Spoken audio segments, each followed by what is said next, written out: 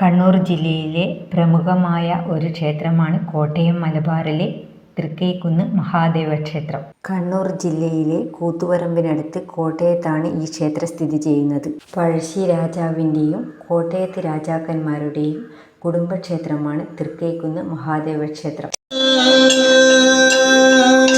ക്ഷേത്രത്തിൻ്റെ പ്രവേശന കവാടമാണിത്. പ്രവേശന കവാടത്തിൽ നിന്നും ഇറങ്ങുന്നത് വിശാലമായ ഒരു മുറ്റത്തേക്കാണ്.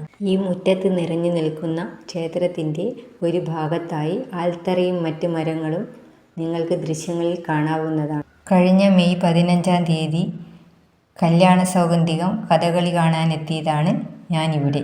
കഥകളിയുടെ കുറച്ച് ചിത്രങ്ങളും വീഡിയോസും എടുക്കുന്നതിനിടയിൽ മൊബൈൽ പകർത്തിയ ക്ഷേത്രത്തിൻ്റെ ദൃശ്യങ്ങളാണ് നിങ്ങൾ ഇതിൽ കാണുന്നത്.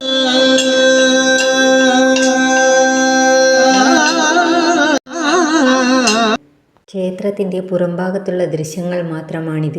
കഥകളിയുടെ അണിയറ പ്രവർത്തനങ്ങൾ നടക്കുന്ന ഈ ക്ഷേത്ര പടവുകൾക്ക് താഴെയായി വിശാലമായ ഒരു ക്ഷേത്രച്ചിറയുമുണ്ട്. എന്തുകൊണ്ടും ശാന്തമായിരിക്കാൻ പറ്റിയ ഒരിടമാണിത്. ആൽത്തറയും പടവുകളൊക്കെയുണ്ട് ഇവിടെ.